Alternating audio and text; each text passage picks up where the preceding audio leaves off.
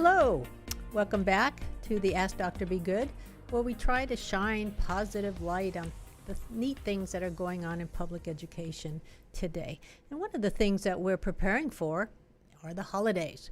And during the holidays, which I'm sure in kids' minds are never long enough, which is 2 weeks, the dreaded 2 weeks in some parents' minds, is how to stay healthy during those 2 weeks. Not only healthy in body, but in mind and in soul. And so we're going to talk a little bit about that. We're going to ask help from our nurse medic, Cynthia Ferguson, and even hear from our nutritionalist, Michelle Neustadt, to better know and understand why we need to focus in, even during those short 2 weeks, on making sure our kids stay healthy.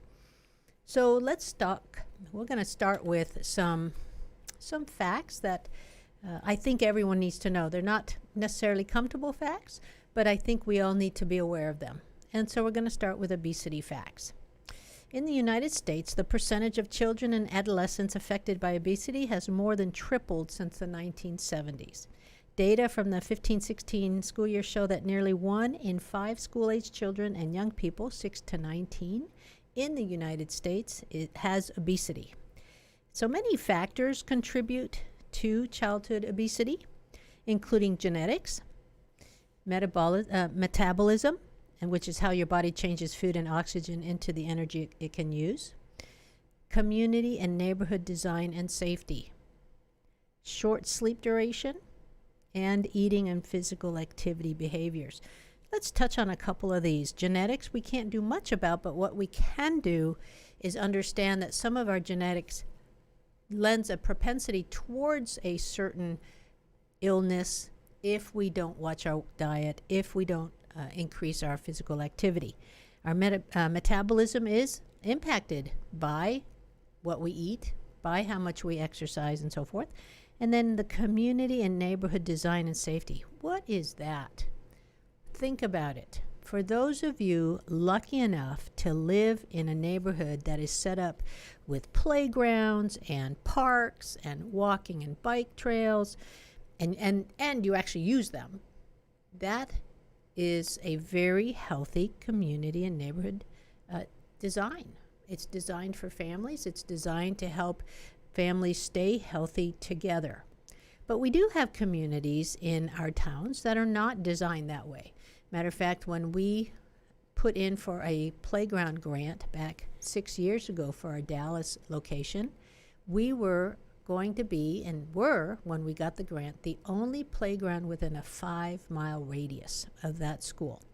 So you can imagine not being able to quickly walk to a park, walk to a playground to exercise your kids after dinner or on the weekends, and how hard that is.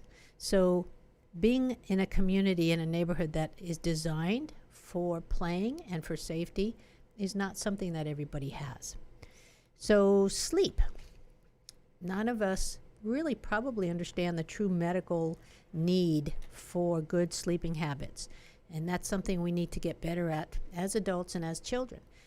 A lot of times I see families making sure that the younger kids in the family have a good sleep structure, but that tends to wane later on as the kids get into 3rd, 4th, 5th grade.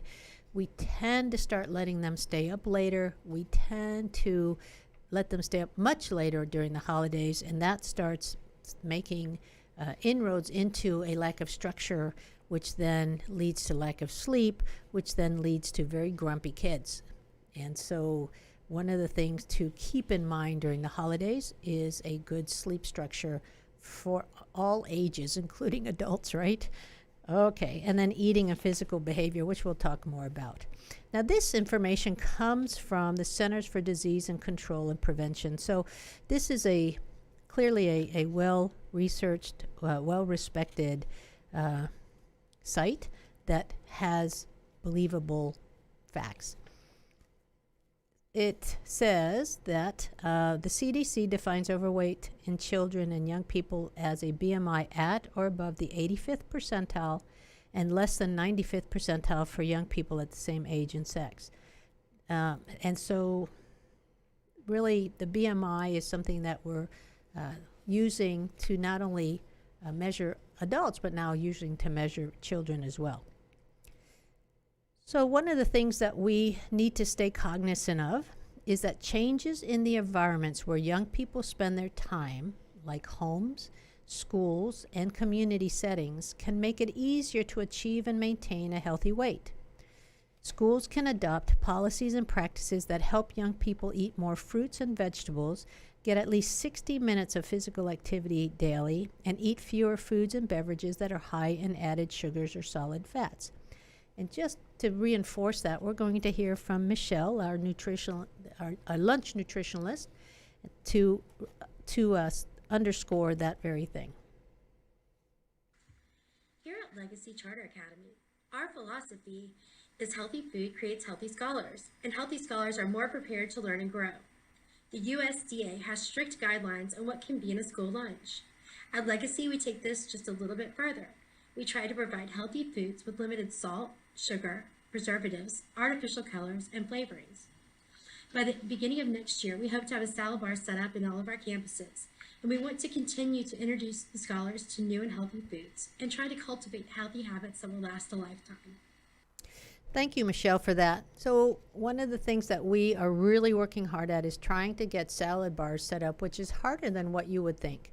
Salad bars, first of all, the setting of the salad bar is expensive. It costs several $1,000s to outfit 3 schools with that. So we are on a grant to hopefully get us enough money to have that for the fall.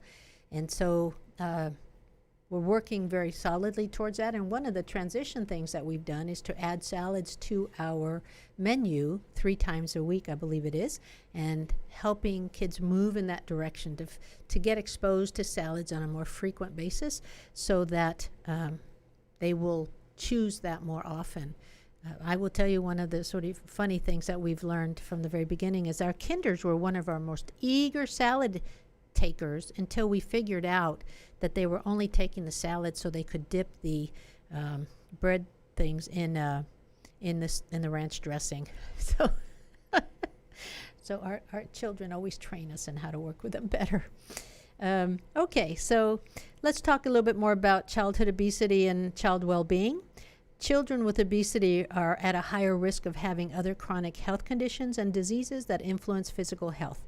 These include asthma, sleep apnea, bone and joint problems, type 2 diabetes, and risk factors for heart disease. Children with obesity are bullied and teased more than their normal weight peers and are more likely to suffer from social isolation, depression, and lower self-esteem. In the long term, a child with obesity is more likely to have obesity as an adult issue. All adults with obesity have a higher risk of developing heart disease, type 2 diabetes, metabolic syndrome, and many types of cancer. So as you can see, it really is wise to get our children having good, healthy food habits and exercise habits now so that it leads to a more healthy adult. So let's talk about what the trend that we're seeing now as far as obesity in kids and where that's leading, and that is diabetes in children. This is the FDA Consumer Health Information, which is a government agency, and it helps us know the facts around the impact that obesity is having on our children. An estimated 1 in 6 children and teens is obese, according to the Centers for Disease Control and Prevention that we just referred to earlier. And along with family history of diabetes, being overweight and inactive are the main risk factors for type 2 diabetes. The 2 main types of diabetes, type 1 and type 2, are treatable, and that's with changes in diet and a healthier lifestyle. Treatments can control blood sugar and prevent or delay long-term complications of diabetes. The FDA-approved treatments for both type 1 and type 2 diabetes are all about keeping the blood sugar, which is glucose levels, in a normal range. And we do that a lot of times through, you got it, through what we eat and how much we exercise. Type 2 diabetes is most often diagnosed in children starting at 12 or 13, because in children, the disease tends to get worse in puberty when the body produces hormones that makes insulin less effective. Insulin is the hormone that controls blood sugar levels. The first line of treatment is a healthy diet and other lifestyle changes. If a child is overweight or obese, losing weight and increasing physical activity can help lower blood sugar. Ask the pediatrician if your child is a healthy weight or needs to lose weight. And children and adolescents should do at least 1 hour of physical activity each day, according to the federal government's 2008 Physical Activity Guidelines for Americans. Now, we try to help with this at Legacy by having 2 recesses a day, if we possibly can, with the weather being what it is, too hot, too cold, too rainy. But we also ask that teachers do in-classroom activities when they can't go outside. We also have PE for it's mandatory for K-5. I believe we have it for K-8 so that we can do the activity, because we know how hard it is sometimes, especially for our older students, to want to get away from their devices. So we do ask that our master schedules include extra PE for our older students. Type 2 diabetes may be controlled with diet and exercise for a while, sometimes for years, but the disease is progressive and medication will be needed later in the majority of patients if they don't continue to control their diet and continue with strong exercise. Type 1 diabetes is a little bit stronger, and type 1 diabetes accounts for almost all diabetes in children younger than 10, and it is also on the rise in U.S. children and adolescents. Formerly called juvenile diabetes, type 1 occurs when the body's immune system destroys the insulin-making cells in the pancreas. Researchers are still investigating the causes of the diabetes. For children with type 1 diabetes, multiple injections of insulin are needed every day to keep the blood sugar in check. And as some of you know, we have nurses and nurse medics on our campuses ready to help with those injections. And indeed, we do have children at each of our locations who require injections of insulin either before or after lunch. So we're very used to that.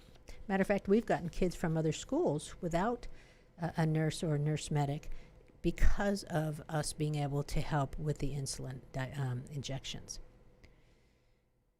So what can happen with high blood sugar is that over time, it can lead to devastating health problems, including heart attack, stroke, kidney disease, nerve damage, loss of toes or feet, digestive problems, blindness, gum problems, and loss of teeth.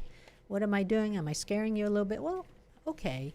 Let's just remember that the American diet is a diet right now that is not helping always keep our kids as healthy as it should. And we're going to talk more about that. But let me give you a few more rates in case I haven't scared you enough. And rates of new diagnosed cases of type 1 and type 2 diabetes are on the rise. This is from the National Institute of Health among children and teens. So rates of new diagnosed cases of type 1 and type 2 diabetes are increasing among youth in the United States. According to a report, incidence trends of type 1 and type 2 diabetes amongst youths in 2002 to 2012, published today in the New England Journal of Medicine. In the United States, 29.1 million people are living with diagnosed or undiagnosed diabetes, and about 208,000 people younger than 20 are living with diagnosed diabetes. So this study is the first ever to estimate trends in the new diagnosed cases of type 1, type 2 diabetes in youth, those under the age of 20, from 5 major racial ethnic groups in the United States: non-Hispanic whites, non-Hispanic blacks, Hispanics, Asian American, Pacific Islanders, and Native Americans. Okay, let's see. So the National Institute of Health, NIH, found that from 2002 to 2012, the incident or rate of new diagnosed cases of type 1 diabetes in youth increased about 1.8% each year. According to the same period, the rate of new diagnosed cases for type 2 diabetes increased even more quickly at 4.8%. The study included 11,244 youths ages let's see, ages 10 to 19. Because of the early age onset and longer diabetes duration, youth are at risk for developing diabetes-related complications at a younger age. This profoundly lessens their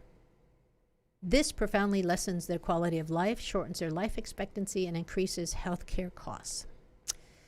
So, key diabetic findings from the report: across all racial ethnic groups, the rate of new diagnosed cases of type 1 diabetes increased more annually from 2003 to 2012 in males than in females, ages 0 to 19. Among youth ages 0 to 19, the rate of new diagnosed cases of type 1 diabetes increased most sharply in Hispanic youth, a 4.2% annual increase. In non-Hispanic blacks, the rate increased in type 1 to 2.2%, and in non-Hispanic whites, 1.2%. Among youth ages 10 to 19, the rate of new diagnosed cases of type 2 diabetes rose most sharply in Native Americans, 8.9, Asian American Pacific Islanders, 8.5, and non-Hispanic blacks, 6.3%. Among youth ages 10 to 19, the rate of new diagnosed cases of type 2 diabetes increased 3.1% among Hispanics. The smallest increase was seen by whites, 0.6%. The rate of new diagnosed cases of type 2 diabetes rose much more sharply in females, 5.2%, than in males, 3.7%, in ages 10 to 19. So the causes of this is unclear, although doctors are speculating it's the lack of exercise and their diet. So now that we have talked a little bit about why it's so important to make sure that we are staying healthy, not only during the holidays, but of course all year, but to put the focus on during the holidays because they're home with you, and we want to help you out. We want to support you, moms and dads out there, when they're home. We're going to give you some ideas. And one of the people that's going to help us with that is nurse medic Cynthia Ferguson, who has lots of strategies in what to do over the next 2 weeks. Hi, my name is Cynthia Ferguson. I am the school medic at Legacy Preparatory Charter Academy in Plano. I'd like to take a few minutes to go over a few topics for our winter break. A couple of the topics are going to be health, nutrition, and safety. This time of year, we receive a lot of goodies. We receive candy, cakes, cookies, all kinds of goodies. And although we are thankful for those, our bodies are not always thankful in the long run. So maybe if you can keep fruit in plain view for the children to see, and maybe give them their sweets whenever you feel is the appropriate time, but having the healthier snacks available, easily available, will be helpful. Maybe fruits, granola bars. If they want the chips, maybe baked chips instead of the regular chips. These are just a few suggestions. You can always Google a few more healthier, quick snacks that you could do to have available for your child. Exercising our body and mind. With our body, maybe taking walks. Take a walk with your family. Walk your dog, go to the malls and walk the malls. You know, all the people are out right now, the lights are out, all the Christmas stuff is out.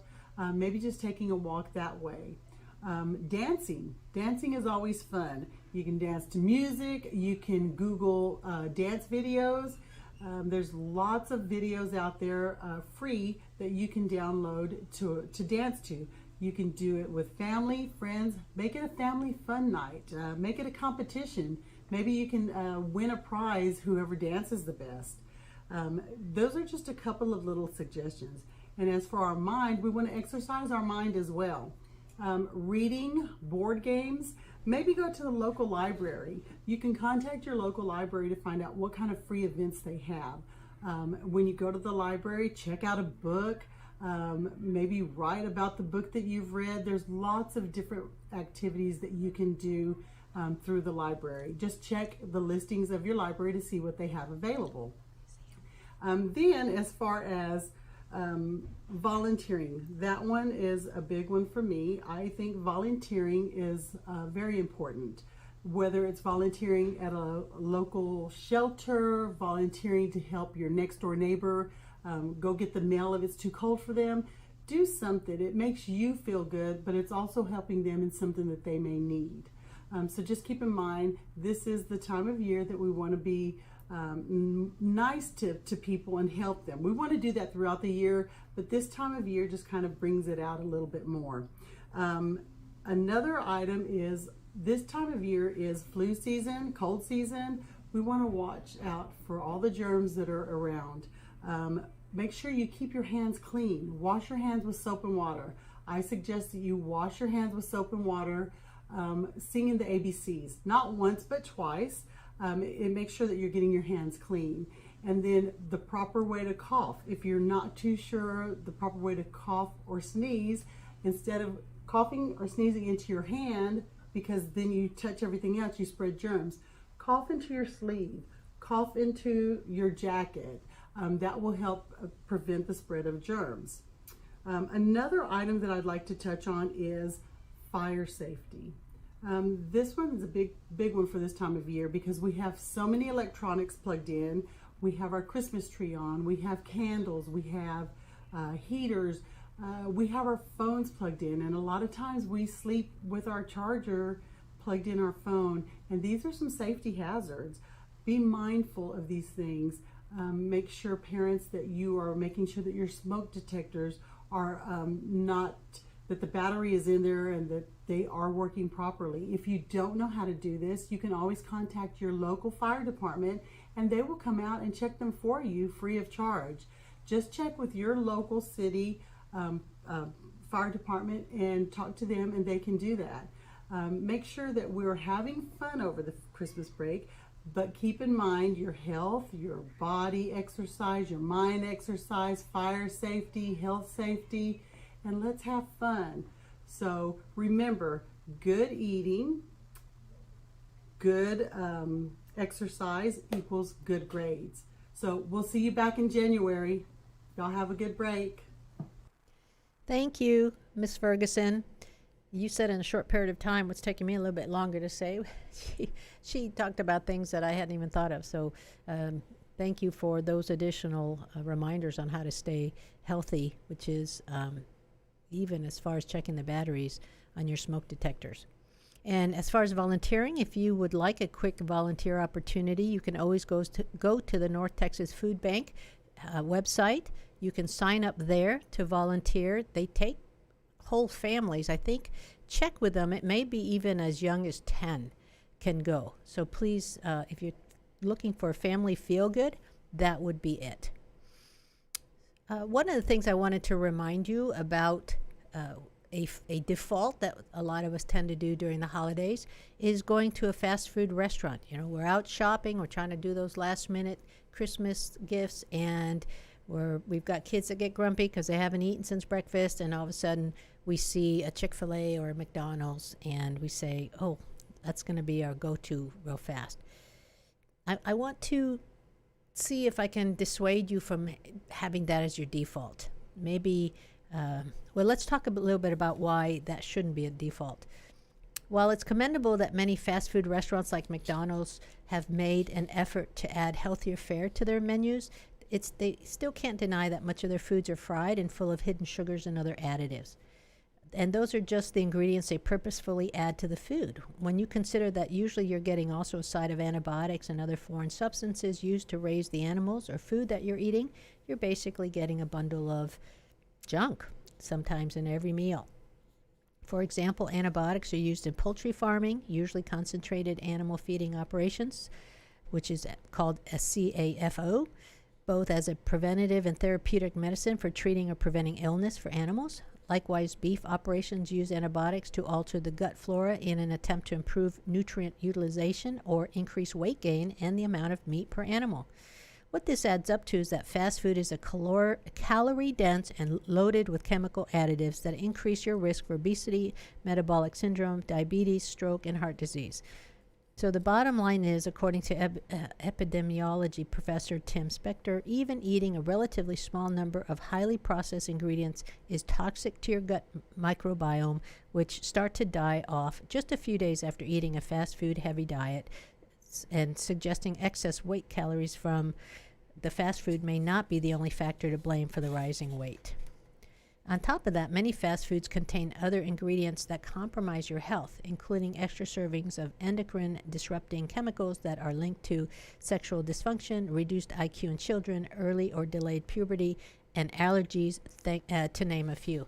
And I will tell you that we have actually had cases of one of our female students as early as first grade who got her period.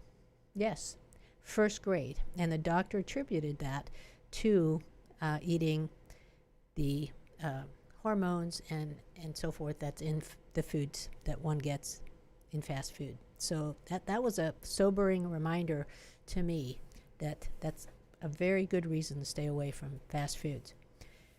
So what can we do? How can we stay healthy during the holidays? Well, we can be active with family and friends. Sedentary activities such as sitting on the couch watching sports are common during holiday traditions for many families, but that does contribute to weight gain, especially when lounging around is accompanied by eating excess amounts of food. Doing some type of physical activity while on holiday with your family may be proving to be beneficial for weight control and for family dynamics. Yes, the family that plays together stays together. So be smart when snacking. During the holiday season, unhealthy snacks like cookies and other goodies tend to be available for your children to take. It would be better if we leave those out of view, and when the kids are hungry and need a snack, opt for real foods. Fruits, vegetables, nuts, and seeds are filling snacks that don't contain the added sugars or unhealthy fats, both that can lead to an unhealthy weight gain. Watch your portion sizes. Guess what? Those who eat larger than recommended portions tend to gain weight more easily than those who don't. No more about that, right? Mindful eating. This is a new term that I'm seeing more and more, that we need to practice mindful eating. So what is that? Mindful eating. People are often rushed and on the go through the holiday season, which frequently leads to multitasking during meals. Studies show that those who eat while distracted are more than likely to overeat. That's because they're unable to pay attention to their body's fullness signals. So many times, and I see that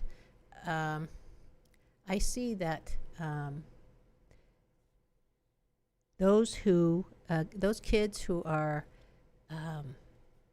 using their devices while eating, they're not paying attention to their body's signals.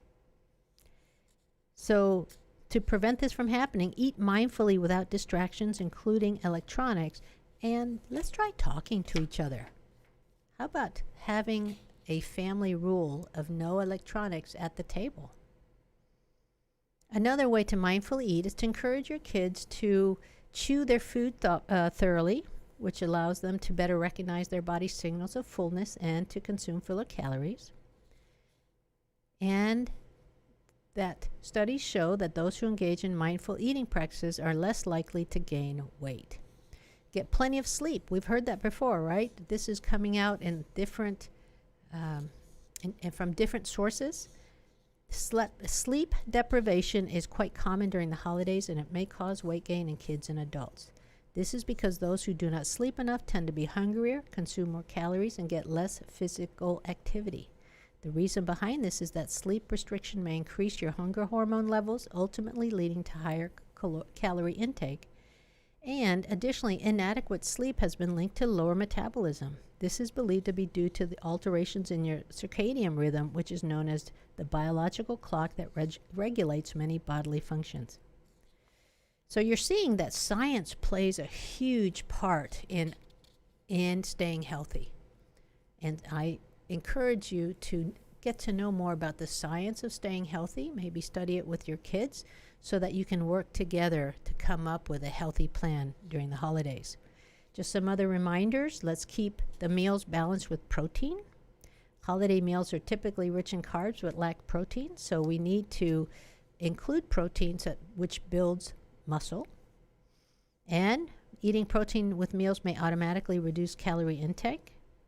Protein is also beneficial for weight control because it increases your metabolism and the levels of appetite-reducing hormones.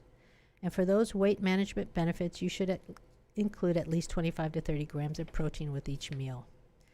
Some good sources of protein include meat, which is grass-fed meat, poultry, and fish that's wild-caught, some plant foods like beans and quinoa, and making sure that you have legumes as part of your everyday diet. Fiber, kids need to focus on fiber just as much as the adults do. So making sure that adults, we help our kids focus on fiber is an important part of, I think, your work in training our kids to be healthier adults. Let's see, so some fiber-rich foods such as vegetables, fruits, legumes, whole grains, nuts, seeds, as part of their meals would be a good way to increase their fiber. Bring a healthy dish to share to the holiday party and have your child help you with that holiday dish so that they create, and what they create, they're more likely to eat. Broccoli with a Parmesan topping, asparagus, grilled asparagus with a seasoned olive oil. Oh, maybe I'm pushing it when I say roasted Brussels sprouts, which I love, but that may be not kid-friendly enough. But that's all part of them and being in training. Limit liquid calories, which is juice, sodas, and other sweetened beverages, sweetened tea. Let's limit those because those are calories we don't need. And let me see. Avoid processed foods. And I'm going to go a step further. What does processed food look like? I Googled the worst foods for kids, and guess what I got? You're not going to like this. So you're going to have to think of ways that you can transition away from some of these foods, and it could be one at a time. Don't wince too badly, but here are the worst foods for kids. Chicken nuggets. Yep, chicken nuggets, because it's really all the leftover processed meats going into a bundle and then surrounded by some flour and fried. Another one is boxed mac and cheese. It has lots of yellow dye in there, not healthy. Soda. Soda needs to become a 4-letter word in the family. Hot dogs. If you have to have hot dogs, there are the uncured hot dogs that are less processed. They're all processed, but less bad. Cereal, breakfast cereal. There's just no good breakfast cereal, folks. There just isn't. Fruit snacks. Fruit snacks are all sugar. French fries, especially French fries in fast food places, they put sugar in their French fries before they fry them. And they fry them in canola and vegetable oil, which are all GMO. So need to try to transition away from those oils. Crackers, processed food, goldfish and Cheez-Its. I know you're wincing. The orange dye again. All empty calories. Lunchables, high sodium, all processed. In the Lunchable, the meat is processed, the cheese is processed, the crackers are processed. No good. Nothing comes good about Lunchables, except for the convenience factor, but we don't want that to be what's okay with kids. And we've already banned in our school flaming Cheetos and Monster drinks. They just, especially the Monster drinks, have proven to be very bad for the heart.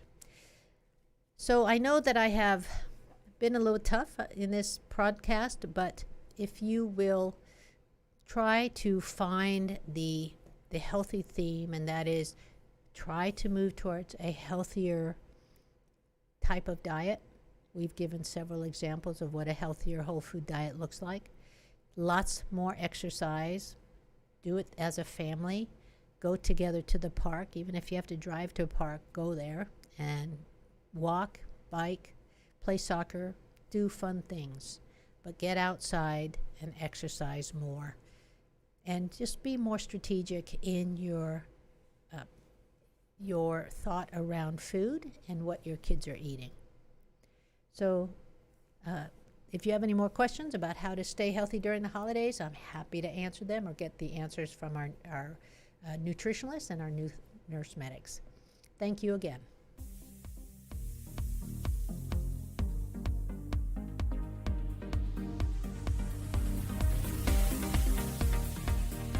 Thank you for tuning in to the Ask Dr. Be Good show. For more information on Legacy Preparatory Charter Schools, visit our website, legacypca.com, or call 469-249-1099. And remember to like us on Facebook, where we stream live weekly Tuesdays at 3 p.m.